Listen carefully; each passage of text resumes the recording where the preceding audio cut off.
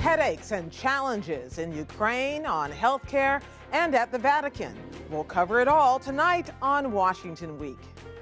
Russia is a regional power that is threatening some of its immediate neighbors, not out of strength, but out of weakness. Gauntlet thrown, but no sign that Russia is backing down. As NATO closes ranks, the next move is Vladimir Putin's.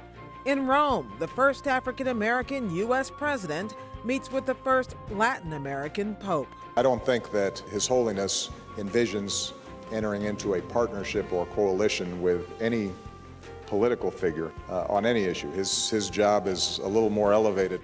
The differences and the similarities. At home, 6 million people have signed up for the federal health care exchanges, but the government is giving them even more time. Last night brought us yet another delay of Obamacare, another deadline made meaningless. But the White House says it's good news. And at the High Court, the fight over abortion rights is back. We believe that Americans don't lose their religious freedom when they open a family business. Religious freedom gives us our right to beliefs, but it doesn't give us our right to impose them on others. Covering the week, Peter Baker of the New York Times, Doyle McManus of the Los Angeles Times, Alex Wayne of Bloomberg News, and Joan Biskupic of Reuters. Award-winning reporting and analysis, covering history as it happens. Live from our nation's capital, this is Washington Week with Gwen Eiffel. Once again, live from Washington, moderator Gwen Eiffel. Good evening. It feels like we are on the brink of something with Russia. The unyielding standoff over the annexation of Crimea has become a critical new test for the Obama administration foreign policy. The president addressed the issue almost every day this week as he traveled through Europe. There is still a way for Russia to work with Ukraine and the international community to de-escalate the situation through diplomacy. That's the only way that the issue will be resolved. If Russia continues on its current course, however, the isolation will deepen. But so far, the threat of isolation has done little to change Russia's calculus. Why is that, Peter? Well, the sanctions so far haven't been the kind of measures that have actually bitten very hard into the Russian economy. President Obama has tried to say, look, this is what we're doing just for starters. We could do a lot worse. There was kind of a little bit of a momentary possible breakthrough this afternoon. Nobody knows quite what to make of it, in which President Putin called President Obama. He hasn't been doing that very much lately. It was the other way around most of the time when they talked. He says, look, these ideas that Secretary Kerry and Foreign Minister Lavrov have been talking about, maybe we should talk about them. Well, what was interesting about that phone call, or at least the accounts that the White House and then the Kremlin put out about the phone calls, is that the president said, we're about to pursue diplomacy again. And I didn't get that reading the Kremlin statement. They didn't sound like the same phone call. If you watch the two statements, you're right. The White House emphasized the notion of a possible, movement toward diplomacy.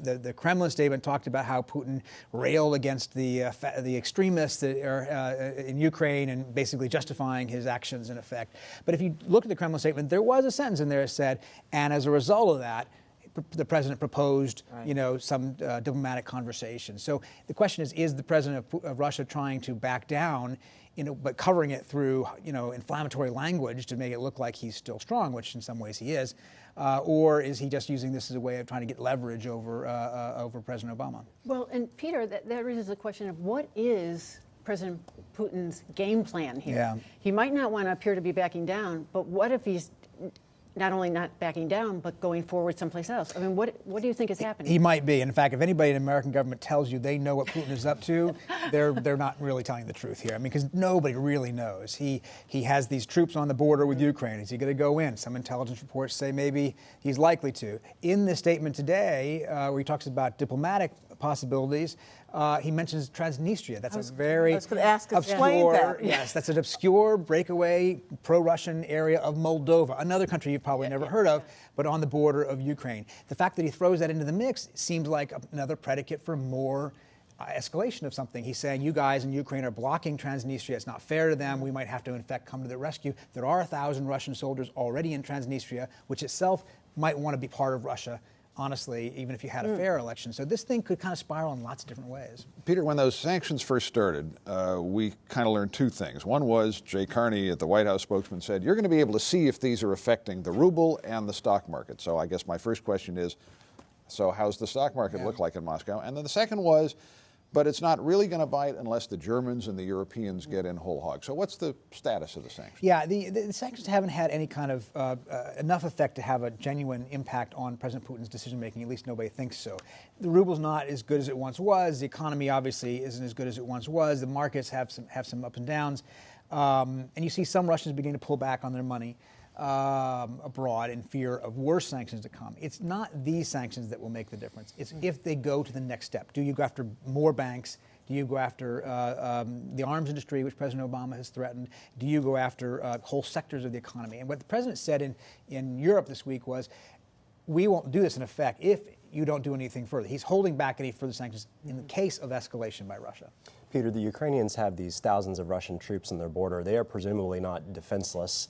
If Putin were to make a move into eastern Ukraine, would they fight? Yeah, they pretty much are defenseless. I mean, they only have apparently 6,000 troops who are armed and ready and so forth in eastern Ukraine who, in theory, could put up a fight. That's not going to do it. Margaret Warner interviewed the Ukrainian Prime Minister this week on NewsEra, and he said, Yatsenyuk, and he said, we will fight. And it sounded very patriotic and very, but with one ship left in the Navy or something. Exactly, and that ship's been kind of swinging around the harbor trying to avoid the Russians like the plague. It's a very lopsided situation there. And Ukraine has actually done a remarkable job of being restrained so far and not buying into any of the provocations, not giving the Russians an excuse to do something further by fighting back, by cutting off electricity and water to Crimea, by doing anything that would give President Putin the predicate to do further. But, like you say, if he actually moved into eastern Ukraine, it's hard to imagine them sitting back and not at least doing something. You wrote a really good piece this week about the fact that Vladimir Putin has managed to bedevil not just this president, but 3 presidents, U.S. presidents in a row. Why? How? Yeah. I think American presidents and American officials and journalists probably really wanted to see in Putin something he wasn't. You know, they hoped he was Boris Yeltsin's successor who would consolidate and bring some order to the democracy and capitalism that Yeltsin had brought to the old Soviet Union, a modernizer perhaps, and he wasn't. He turns out, in fact, to have been, a creature of his upbringing, the KGB officer, and a greatly distressed grievance that animates his actions. He feels that the end of the Soviet Union was the greatest geopolitical catastrophe of the 20th century. That's what he said. And so you have to remember that as you evaluate his actions. And every American president, I think, saw him through American lens rather than through his own lens. And it's possible we're running that same danger again, interpreting everything that happens through American lens. Okay, thank you, Peter. The standoff with Russia may have been front of mind for the U.S. president, but another interesting tableau unfolded abroad this week as well. The liberal Democratic U.S. president met with the conservative Catholic Argentinian Pope. Everything seemed cordial enough, but afterward, one side chose to emphasize what the two had in common, while the other focused on areas of difference. Each had its own domestic reasons for that approach, didn't they, Doyle? They did, Gwen. We don't often talk about the Pope as a political leader with a domestic constituency, but you can kind of make that analogy. Let's start with President Obama, though, because he's easier. He needed one thing out of this meeting. He needed a nice picture of himself smiling next to the Pope, the most popular person in the world right now, not Barack Obama, the Pope. With the Pope's a lot of those and he got that. He got all the pictures. They were lovely. And then the president afterwards gave his readout of the meeting, and it was sweetness and light. It was about the common ground on poverty and the common ground on world peace and the fact they were going to work together. And then a little bit after that, the Vatican, as it tends to do, put out a very spare statement that had points of common interest in it. It had all the international stuff as well that they had talked about, the Middle East and so on. But it also had this line saying the two sides also discussed their differences on religious freedom, life, and conscientious objection. And what that is Vatican speak for abortion and the exemptions that Catholic institutions in this country want from the Affordable Care Act requirement that they cover contraception. Incidentally, that weird phrasing was also because the Vatican did a kind of a good cop, bad cop act. The Secretary of State Pietro Parolin was the one who did the tough stuff Right. on abortion. But also, when you talked about the Pope's domestic constituency, it's American bishops in this case, right? That's right. I mean, it's wrong to think of the Pope as a politician in the sense of having a political agenda, but he does have a specific political and bureaucratic agenda, which is quite far-reaching reform of the Vatican, and part of that is empowering bishops' conferences in each country. So, even though we don't know how much he agrees with the approach the American bishops have taken, he does want to defer to them and back them up, and that's exactly Well, on that question, though, in terms of what President Obama could do possibly with the Pope, he made those comments that we just saw about really there's no practical partnership that might come out of this. But what about any kind of opportunities for diplomacy? I would think, given the personalities we've got. That actually is there, and if you think of it, of course, the high watermark, in a sense, in modern times was President Reagan and Pope John Paul II, the Polish Pope, and they did a whole lot of stuff in Eastern Europe. There's probably not as much opportunity here, and in fact, the Vatican and the White House disagree on some issues in Syria, for example. But in the Middle East, the Vatican is quite engaged. They can do some work there. The Vatican is trying to get the Syrian regime of Bashar al-Assad to be more forthcoming in negotiations. They're not having any more luck, though, than the Russians are. The president gave him, the Pope, a gift. The Pope gave him a gift back. We always read probably maybe too much into these things, but what can we take from the choice of presents that they gave to each other? Oddly enough, I'm mystified by the White House gift because it was a set of vegetable seeds from Michelle Obama's vegetable garden, and we don't really know whether the Pope is a gardener or not. But it was a handmade seed box. And there was a handmade seed box. Made from a... And it was made from the timbers of the first Catholic cathedral in the United States, Baltimore. The Pope did what popes usually do, which was he handed over a copy of his last major communication. In this case, this was the apostolic letter that got famous because the news lead of it was this was the one where the Pope condemned trickle-down economics. The president said, "This is wonderful. When I'm frustrated in the Oval Office, I'll read this and it will calm me down." Well, Mr. President, maybe it will and maybe you won't, because that document is, in the first case, most of it is an exhortation to Catholics to go out and evangelize more. Be interesting to see the president take that one on. But it does have a pretty full-throated defense of traditional Catholic Church teaching on abortion and these other issues of life. Doyle, you mentioned the Affordable Care Act and this controversy over contraception coverage. To the Vatican, does that issue outweigh any broader moral value of expanding health insurance coverage in the United States?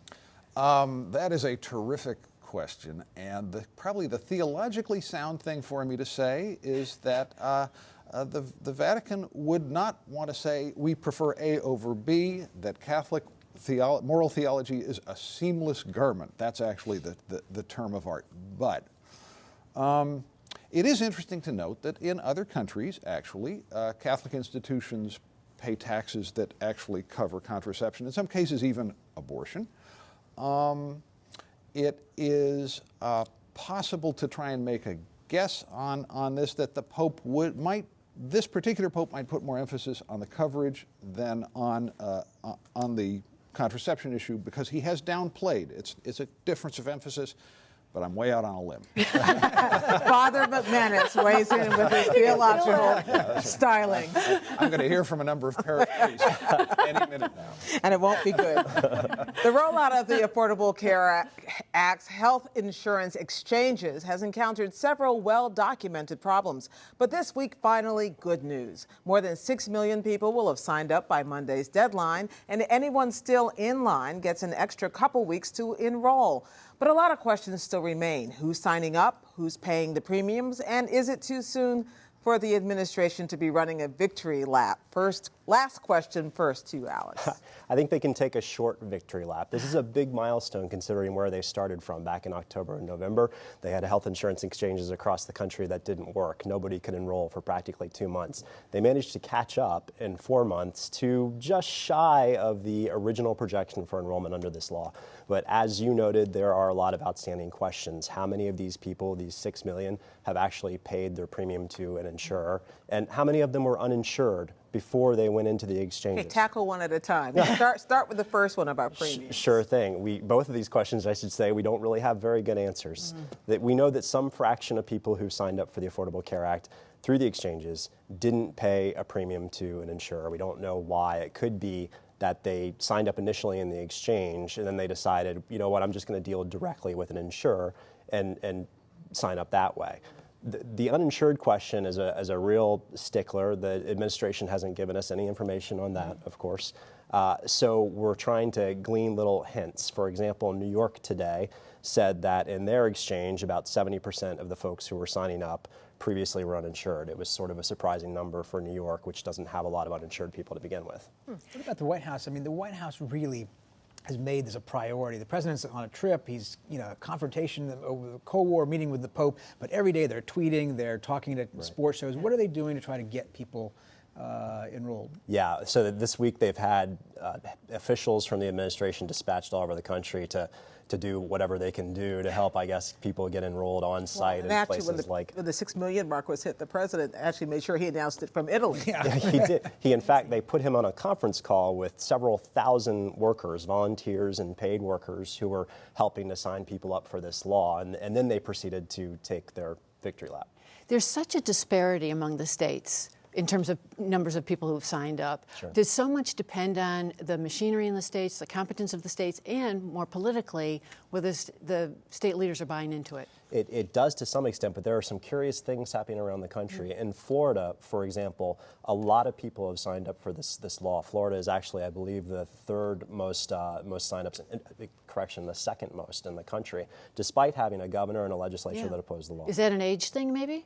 It might be more people prone to support the president, honestly. The president won Florida in 2012, of course. Alex, let me ask a real kind of nuts and bolts question. What happens to the people who missed the deadline? I mean, there's been really interesting polling that shows... Which deadline do you mean? What deadline? No, I mean, there's been some really interesting polling that shows that uninsured people often are kind of low news information people. Sure. A lot of them didn't know the deadline. There was an interesting poll in Texas that a lot of people thought that it wasn't available in Texas because the Texas state government was so hostile to it. Okay, if they figure out next month that they should have done this, are they out of luck for the year? Do they just have to pay a... Well, if you're fortunate enough to live in a state that's expanded Medicaid and you're eligible for that program, you can actually sign up year-round. There's no cutoff for that program. But if you need to sign up for private insurance, you make more than the poverty level, essentially. The deadline is March 31st, and supposedly you won't be able to sign up until November for coverage in January. But that deadline keeps getting a little bit slippery. They said this week that they're going to offer an extension to anybody who claims to have had technical problems during this enrollment period.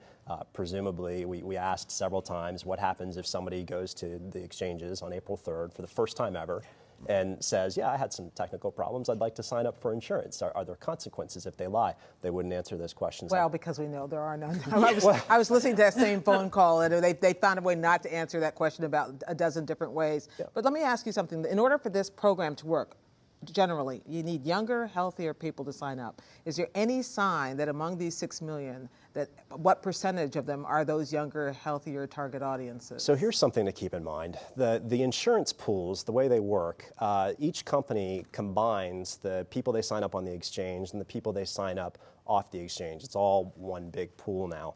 And off the exchange, it looks like the enrollees are younger than folks who are signing up on the exchange.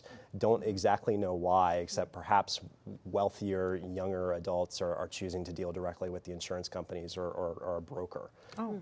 Well, that's interesting, and that's a good way to add up whatever it is they need to do next. It's still not as young as they'd really like before the law launched. Well, they also didn't think they were going to get to 6 million, so there you go. Thank you, Alex, and welcome to Washington. Thanks. At the Supreme Court, a different fight about health care, but also about abortion and freedom of religion and how corporations are defined. Not too much on one plate, right? The arguments lasted only 90 minutes, but the fight has been going on for years. How did it play out this time at the court, Joan? It was great, Gwen. And in fact, when you just said only 90 minutes, that's 30 minutes more than we usually have up there for a case. So it seemed like a short time to us, but not to you. It was great. 90 minutes on, look at all that comes into this battle. This is the first time we've had a challenge to the Obama-sponsored health care law since 2012. This one involves religious rights. It involves corporate rights that invokes the 2010 Citizens United ruling that so defined this Roberts Court. reproductive rights, shades of abortion overhanging this. So there was just a lot going on, which is one of the reasons the justices extended the time. We also had two familiar advocates up there. Don Verrilli, who's the Solicitor General of the United States, again against Paul Clement, who had challenged the health care law back in 2012 and was a Solicitor General under George W. Bush. The question was whether for-profit corporations can claim a religious exemption to the contraceptive mandate based on the employer's religious views. Now, everybody should know that right now churches and other religious entities already have an exception from the requirement under the Obama law that you provide insurance coverage that includes birth control. But these are companies that are for-profit. They just happen to be run by people who have very strong religious views. And in this case, they say, of all the birth control that we're supposed to cover, there are some methods that they felt were akin to abortion. Now, the science, there's a lot of disputes over the science, but for purposes of this case, the federal government is saying, yes, these people have deeply felt religious views, but we still don't think that they should be exempt because for-profit corporations shouldn't be exempt from this. You know, this is a comprehensive scheme.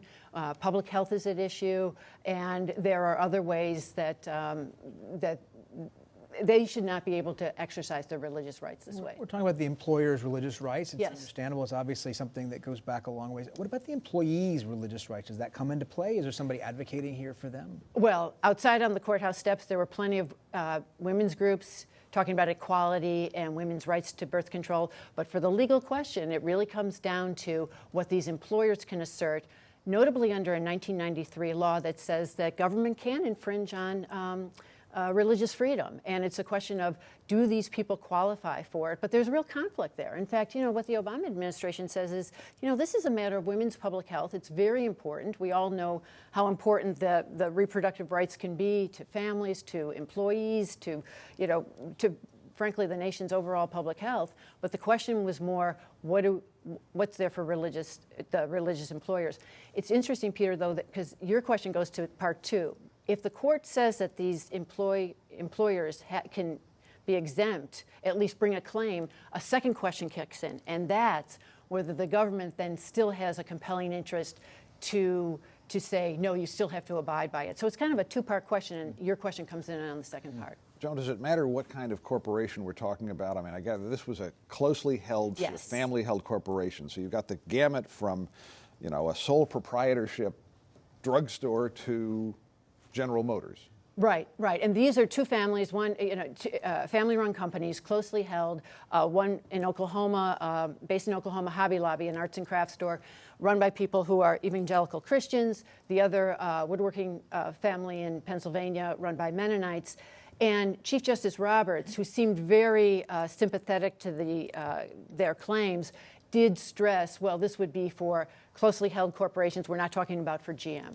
The liberals on the court raised this issue that if this ruling were to go in the favor of these companies, it might open the door to other companies deciding not to cover things like vaccinations or maybe even surgery for some faiths. Was there any response? Well, that question was asked by Justices Elena Kagan and Sonia Sotomayor, and going back to the government, to Paul Clement's position about, you know, just whose rights are we talking about here, he just brushed him off saying, no, that would not, we're not talking about that kind of slippery slope here, as the government is contending, because we still have to look at whether the government would have a compelling interest in vaccines, and that's no question here. But it should be said with Justice Kennedy in that swing seat again, it sounded like the court was being more sympathetic to the corporation. It was, and Gwen, Justice Kennedy was the one who brought up abortion, right, saying, you know, if we rule for you, federal government, wouldn't we be saying you could then down the road force companies to pay for abortions? Fascinating. It's going to be a great decision. At least we're going to